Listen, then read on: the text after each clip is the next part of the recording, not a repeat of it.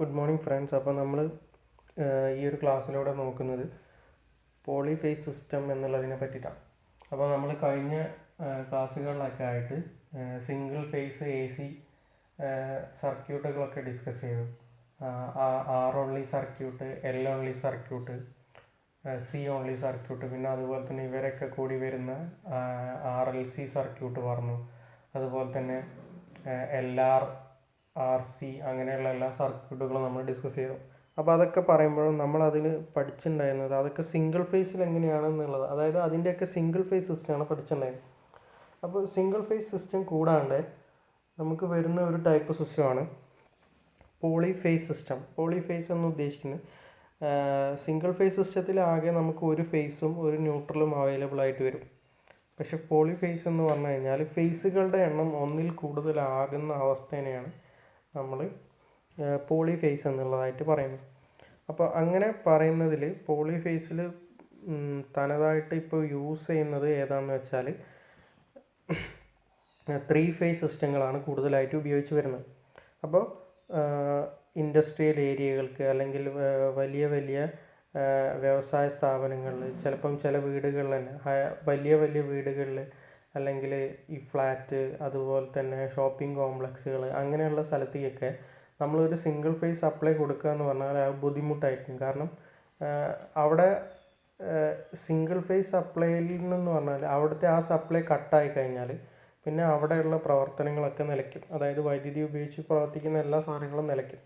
അപ്പോൾ അങ്ങനെ അതൊക്കെ ഒഴിവാക്കാൻ വേണ്ടിയിട്ട് സാധാരണയായിട്ട് പോളിഫേസ്, അതായത് നമ്മളിവിടെ പറയുകയാണെന്നുണ്ടെങ്കിൽ 3 ഫേസ് കണക്ഷനാണ് ഇങ്ങനെ വലിയ വലിയ വ്യവസായ സ്ഥാപനങ്ങൾ, ആശുപത്രികൾ, അതുപോലെ തന്നെ ബിൽഡിംഗ് കോംപ്ലക്സുകളിലേക്കൊക്കെ കൊടുക്കുന്നത്. അതിനുള്ള ഒന്നാമത്തെ ഇതെന്ന് പറഞ്ഞാൽ വൈദ്യുതി 24 മണിക്കൂർ അല്ലെങ്കിൽ മുഴുവൻ നേരം വൈദ്യുതീകരണം ഉണ്ടായിരിക്കണം എന്നുള്ള ഒരു കൺസിഡറേഷൻ്റെ ബേസിലാണ്. അതുമാത്രമല്ല കൂടുതൽ ഊർജം സേവ് ചെയ്യാനായിട്ടും 3 ഫേസ് സിസ്റ്റത്തിലൂടെ പറ്റുന്നുണ്ട്. സിംഗിൾ ഫേസ് സിസ്റ്റത്തിലേക്കാളും 3 ഫേസ് സിസ്റ്റത്തിലേക്ക് പറ്റും. പിന്നെ അതുമാത്രമല്ല ഉപകരണങ്ങൾ, വ്യത്യസ്ത ഉപകരണങ്ങൾ ചിലപ്പം ഉപയോഗിക്കാനായിട്ട് ഏതിൽ പറ്റും? 3 ഫേസ് സിസ്റ്റത്തിൽ പറ്റും. സിംഗിൾ ഫേസിനേക്കാളും കുറച്ചും കൂടി വലിയ ഉപകരണങ്ങൾ, വലിയ റേറ്റിങ്ങിലുള്ള ഉപകരണങ്ങൾ ഉപയോഗിക്കാനായിട്ട് പറ്റും. ഇനി നമ്മളിപ്പോൾ ആദ്യം നോക്കുന്നത് എന്താണ് സിംഗിൾ ഫേസ് സിസ്റ്റം എന്നുള്ളതാണ്. അപ്പോൾ നിങ്ങൾക്കറിയാം സിംഗിൾ ഫേസ് സിസ്റ്റം എന്ന് ഉദ്ദേശിക്കുന്നത് എന്താ വെച്ചാൽ ഒരു ഫേസ് ലൈനും അതുപോലെ തന്നെ ഒരു ന്യൂട്രൽ ലൈനും ഉണ്ടായിരിക്കുന്നതാണ്. അപ്പോൾ ഫേസ് ലൈനും ന്യൂട്രൽ ലൈനും സാധാരണ പോലെ തന്നെ ഒരു ജനറേറ്ററിൽ നിന്ന്, ഇപ്പോൾ നമ്മൾ പറയുന്നത് ഒരു ജനറേറ്റർ, വൈദ്യുതി ഉൽപ്പാദിപ്പിക്കുന്ന ജനറേറ്ററിൽ നിന്ന് നമുക്ക് 2 പോയിന്റുകളായിട്ടായിരിക്കും വരിക. അതായത് ഒരു ഫേസ് ലൈനും ഒരു ന്യൂട്രൽ ലൈനും. നമ്മൾ എടുക്കുന്നത് ഇവയ്ക്കിടയിലുള്ള വോൾട്ടേജാണ്. ഇപ്പോൾ 230 എന്ന് പറഞ്ഞു കഴിഞ്ഞാൽ ഈ 2 പോയിന്റുകൾക്കിടയിലുള്ള വോൾട്ടേജ് ആയിരിക്കും നമ്മൾ എടുക്കുന്നത്. അപ്പോൾ ഇവിടെ ഈ ഒരു ഇതിൽ കാണിച്ചിരിക്കുന്ന പോലെ, വയറിങ്ങിൽ കാണിച്ചിരിക്കുന്ന പോലെ നമ്മൾ വൈദ്യുതി സപ്ലൈയിൽ നിന്ന് എടുക്കുന്നത് 2 ഫേസാണ്. ഇതിൽ റെഡ് കാണിച്ചിരിക്കുന്നത് ഫേസും ബ്ലാക്ക് കാണിച്ചിരിക്കുന്നത് ന്യൂട്രൽ പോയിൻറ്റുമാണ്. അപ്പോൾ റെഡും ബ്ലാക്കും അതേപോലെ ആദ്യം എനർജി മീറ്ററിലേക്ക് കൊടുത്തു. അതിനുശേഷം അത് ഒരു മെയിൻ സ്വിച്ചായിട്ട് യൂസ് ചെയ്യുന്ന മെയിൻ സ്വിച്ചിലേക്ക് കൊടുത്തു. പിന്നെ സാധാരണ പോലെ. പക്ഷെ നമ്മളിവിടെ മനസ്സിലാക്കേണ്ട കാര്യം ഇത്രയാണ്. ഒരു സിംഗിൾ ഫേസ് സിസ്റ്റം എന്ന് പറയുന്ന സമയത്ത് നമുക്കിവിടെ ഉള്ളത് എന്താണ്? ഇവിടെ നോക്കിക്കഴിഞ്ഞാൽ കാണാം ആൾട്ടർനേറ്റിംഗ് കറണ്ട് ലോഡ്. ഒരു ലോഡ് പ്രവർത്തിക്കുന്നതിന് വേണ്ടിയിട്ട് നമുക്കിവിടെ ആകെ ഉള്ളത് എന്താണ്? 2 ടെർമിനലുകളാണ്. ഫേസ് എന്നുള്ള ഒരു ടെർമിനലും അതുപോലെ തന്നെ ന്യൂട്രൽ എന്നുള്ള ഒരു ടെർമിനലും. അപ്പോൾ ഈ 2 ടെർമിനലുകളായിരിക്കും ഉണ്ടാവുക. ചില സമയത്ത് ഈ ഫേസ് എന്നുള്ളതിന് പകരം L എന്ന് എഴുതും കേട്ടോ. L എന്നും കാണിക്കാറുണ്ട്. ചില ഉപകരണങ്ങളിലൊക്കെ L എന്നായിരിക്കും കാണിക്കുന്നുണ്ടാവും. അപ്പോൾ ഒരു ഫേസും ഒരു ന്യൂട്രലും, ഈ 2 ഇതിൻ്റെ ഇടയിലുള്ള വോൾട്ടേജ് വ്യത്യാസത്തിൻ്റെ ഇടയിൽ വർക്ക് ചെയ്യുന്ന ഉപകരണങ്ങളാണ് നമ്മൾ സാധാരണ ഉപയോഗിക്കുന്നത്. അപ്പോൾ സിംഗിൾ ഫേസ് സിസ്റ്റം വരുന്നത് ഈ ഒരു രീതിയിലുള്ള കണക്ഷൻ ഉപയോഗിച്ചിട്ടാണ്. ഇനി ഇത് എവിടെ ഉപയോഗിക്കുന്നത് വെച്ചാൽ സാധാരണ ഡൊമസ്റ്റിക് ആപ്ലിക്കേഷൻസുകളിലാണ്, അല്ലെങ്കിൽ വീടുകളിൽ അതുപോലെ തന്നെ ചെറിയ ആപ്ലിക്കേഷനുകളിലൊക്കെയാണ് ഇങ്ങനത്തെ ഒരു സിംഗിൾ ഫേസ് സിസ്റ്റം ഉപയോഗിക്കാറുള്ളത്. ഇനി അടുത്തത് എന്താണ് ഒരു പോളിഫേസ് കണക്ഷൻ അല്ലെങ്കിൽ ഒരു പോളിഫേസ് സിസ്റ്റം എന്നാണ്. ഒന്നിൽ കൂടുതൽ ഫേസുകൾ വരുന്നതിനെ നമ്മൾ പൊതുവായിട്ട് പറയുന്ന പേരാണ് പോളിഫേസ് എന്നുള്ളത്. ഇപ്പോൾ നമ്മൾ നേരത്തെ പറഞ്ഞ സിംഗിൾ ഫേസിൽ ഒരു ഫേസേ ഉള്ളൂ. പക്ഷേ അതിന് പകരമായിട്ട് ഫേസ് 1, ഫേസ് 2, അതായത് ഓരോ ഫേസിനും വ്യത്യസ്തമായിട്ട് അടയാളപ്പെടുത്തി ഫേസ് 1, ഫേസ് 2, പിന്നെ അതിൻ്റെ കൂടെ ഒരു ന്യൂട്രൽ ലൈൻ, ഇങ്ങനെയാണെന്നുണ്ടെങ്കിൽ ഇപ്പോൾ നമുക്ക് കിട്ടിയിരിക്കുന്ന ഇവിടെ ഒരു 2 ഫേസ് ഉണ്ട്, അതിനെ നമ്മൾ 2 ഫേസ് എന്നാണ് വിളിക്കുക. പക്ഷേ പോളിഫേസുകൾ, അതായത് ഒന്നിൽ കൂടുതൽ ഫേസുകൾ വരുന്നതിൽ ഏറ്റവും കൂടുതൽ ഉപയോഗിക്കുന്ന അല്ലെങ്കിൽ ഉപയോഗപ്രദമായിട്ട് വരുന്നത് 3 ഫേസ് സിസ്റ്റങ്ങളാണ്. അതായത് 3 ഫേസ് സിസ്റ്റം എന്ന് പറഞ്ഞാൽ എന്താണ് ഉണ്ടാവുക, 3 ഫേസുകളാണ് ഉണ്ടാവുക. അതായത് നമ്മൾ സാധാരണ ഉപയോഗിക്കുന്ന ഒരു ഫേസിന് പകരം ഇതിൽ 3 ഫേസുകളാണ് ഉണ്ടായിരിക്കുക. അപ്പോൾ ഈ 3 ഫേസുകളിൽ 2 രീതിയിൽ കണക്ഷൻ സിസ്റ്റം വരാം. അതാണ് ഞാനിവിടെ കാണിച്ചിട്ടുള്ളത്. 3 ഫേസ് 4 വയർ സിസ്റ്റം, അതായത് സ്റ്റാർ കണക്ഷൻ രീതിയിൽ വരാം. അതുപോലെ തന്നെ 3 ഫേസ് 3 വയർ സിസ്റ്റവും വരാം, delta connection. Star delta connection നമ്മൾ അടുത്തതായിട്ട് പറയും. ഇത് കണക്ഷൻ എന്താണെന്ന് വെച്ചാൽ ഒരു ലോഡെന്ന് പറയുന്നത് എന്താണ്, വൈദ്യുതി ഉപയോഗിച്ച് വർക്ക് ചെയ്യുന്ന ഒരു ഉപകരണം. അപ്പോൾ വൈദ്യുതി വെച്ച് വർക്ക് ചെയ്യുന്ന ഒരു ഉപകരണത്തിൻ്റെ ഉള്ളിൽ നമുക്ക് 3 ഫേസ് കൊടുത്തിട്ടുണ്ടെങ്കിൽ, ഇതിപ്പോൾ 1, 2, 3 ഫേസുകളും ഒരു ന്യൂട്രലും, ഈ ഒരു രീതിയിൽ വേണമെങ്കിൽ കണക്ഷൻ വരാം. ചിലപ്പോൾ എന്തായിരിക്കും വരിക, അതായത് അപ്പം 4 വയർ കണക്ഷനാണ് ഈ ഒരു സിസ്റ്റത്തിലേക്ക് വരുന്നത്. ഇനി ഇതല്ലാണ്ട് നമ്മൾ കയ്യിൽ വരുന്നത് എന്താണ്, ഈ 3 ഫേസുകൾ മാത്രം. ഈ ഉപകരണത്തിലേക്ക് നമ്മൾ എന്ത് ചെയ്താൽ മതി, 3 ഫേസുകൾ മാത്രം സപ്ലൈ ചെയ്താൽ മതി. അങ്ങനെ ആവുന്ന ഒരു കണക്ഷൻ. അപ്പോൾ ഈ 2 രീതിയിലുള്ള കണക്ഷനാണ് സ്റ്റാർ അല്ലെങ്കിൽ ഡെൽറ്റ എന്ന് പറയുന്ന കണക്ഷൻ. അപ്പോൾ പോളിഫേസ് സിസ്റ്റം എന്ന് പറഞ്ഞു കഴിഞ്ഞാൽ, അല്ലെങ്കിൽ പോളിഫേസ് കണക്ഷൻ എന്ന് പറഞ്ഞാൽ ഇത്ര മനസ്സിലാക്കാനേ ഉള്ളൂ. ഒന്നിൽ കൂടുതൽ ഫേസുകളുള്ള ഒരു സിസ്റ്റത്തെയാണ് പോളിഫേസ് സിസ്റ്റം എന്നുള്ളതുകൊണ്ട് ഉദ്ദേശിക്കുന്നത്. അതിൽ തന്നെ നമ്മൾ ഏറ്റവും കൂടുതൽ കോമൺ ആയിട്ട് ഉപയോഗിക്കുന്നത് 3 ഫേസ് സിസ്റ്റമാണ്. അപ്പോൾ 3 ഫേസ് സിസ്റ്റത്തിൽ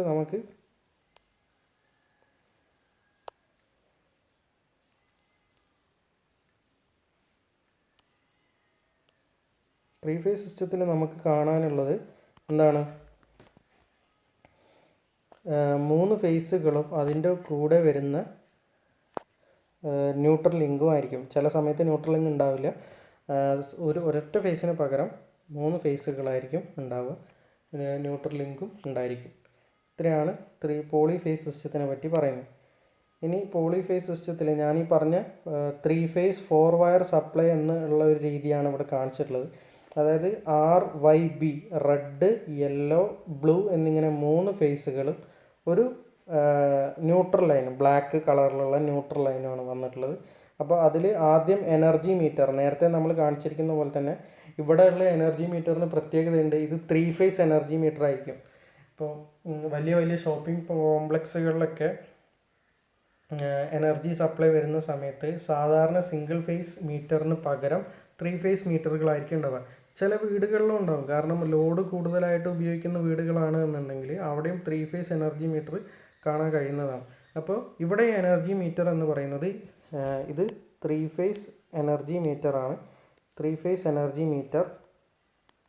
അപ്പോൾ 3 ഫേസ് എനർജി മീറ്ററിലേക്ക് കണക്റ്റ് ചെയ്ത ശേഷം എന്താണ്, അതിൽ നിന്ന് നേരെ ഒരു സർക്യൂട്ട് ബോർഡിലേക്കാണ് കണക്ട് ചെയ്യുന്നത്.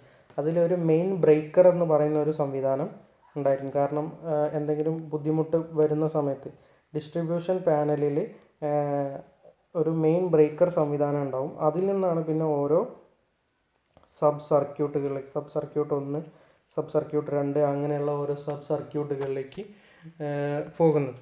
ഇപ്പോൾ ഇതിന് ഈ ബസ് ബാർ എന്ന് പറഞ്ഞിട്ടുള്ളതെന്ന് വെച്ചാൽ ഇവിടെ ഇങ്ങനെ ഒരു വലിയ സെക്ഷനായിട്ട് വെച്ചിട്ടുണ്ടാകും. കാരണം നമുക്കൊരിക്കലും സാധാരണ നമ്മൾ 2 വയറുകൾ ജോയിൻ ചെയ്യുന്ന പോലെ പല സ്ഥലങ്ങളിൽ വരുന്ന, അതായത് റെഡ് കളറിലുള്ള ഫേസ് നമ്മളൊരു 4 സ്ഥലത്തേക്ക് കൊണ്ടുപോകുന്നുണ്ടെങ്കിൽ ആ 4 സ്ഥലത്തു നിന്ന് വരുന്ന വയറുകളും എല്ലാം കൂടെ പിരിച്ചു വയ്ക്കലല്ല ചെയ്യുന്നുണ്ടാവുക. ഒരു സ്ട്രാൻഡ് ഉണ്ടായിരിക്കും, അതിനെ ബസ് ബാർ എന്നാണ് പറയുക. അപ്പോൾ ആ ബസ് ബാറിൻ്റെ മുകളിലാണ് പിന്നെ ഇത് കണക്ട് ചെയ്യുന്നത്. അപ്പോൾ അതെന്താ വെച്ചാൽ കൂടുതൽ എളുപ്പമായിട്ടും നല്ല വൃത്തിയുള്ള രീതിയിലും ചെയ്യുന്നതും, അത് മാത്രമല്ല എനർജി നഷ്ടപ്പെടും. ഇപ്പോൾ കുറേ വയറുകൾ പിരിച്ചു വെച്ച് കഴിഞ്ഞാൽ അവിടെ നമുക്ക് ഒരുപാട് എനർജി നഷ്ടങ്ങളുണ്ട്. അപ്പോൾ അതൊന്നും ഇല്ലാണ്ടിരിക്കാനും വേണ്ടിയിട്ടാണ് നമ്മളിങ്ങനെ ബസ് ബാർ കണക്ഷനുകൾ ചെയ്യുന്നത്. അപ്പോൾ 3 ഫേസ് സിസ്റ്റത്തിൽ ഇത്രയും മനസ്സിലാക്കാനേ ഉള്ളൂ.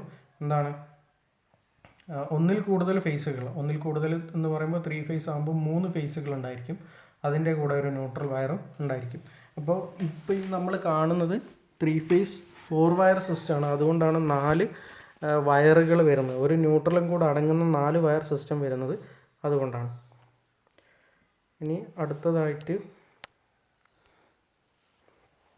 പോളിഫേസ് സിസ്റ്റത്തിലെ, അതായത് പോളിഫേസ് സിസ്റ്റത്തിലെ എങ്ങനെയാണ് മെച്ചപ്പെട്ടതാകുന്നത്, അതായത് സിംഗിൾ ഫേസ് സിസ്റ്റങ്ങളെക്കാളും അല്ലെങ്കിൽ സിംഗിൾ ഫേസ് സപ്ലൈകളെക്കാളും എങ്ങനെയാണ് പോളിഫേസ് സിസ്റ്റം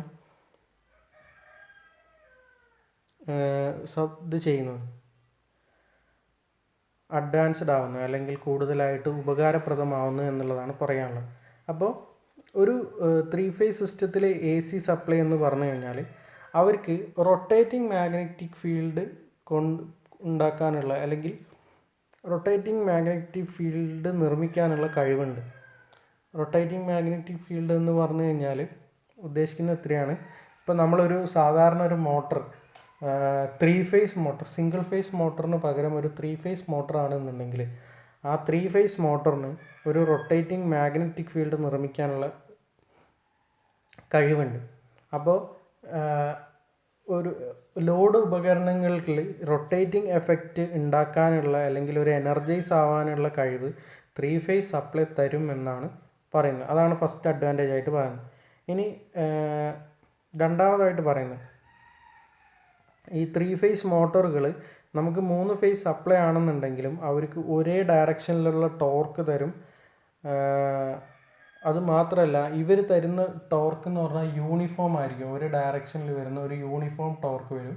പക്ഷേ സിംഗിൾ ഫേസ് ആവുന്ന സമയത്ത് ഒരു പൾസേറ്റിംഗ് അല്ലെങ്കിൽ എന്താണ് ഒരു കണ്ടിന്യൂസ് അല്ലാത്ത ഡിസ്കണ്ടിന്യൂസ് ആയിട്ടുള്ള രീതിയിലുള്ള ഒരു ടോർക്കാണ് നമുക്കവിടെ തരുന്നത്.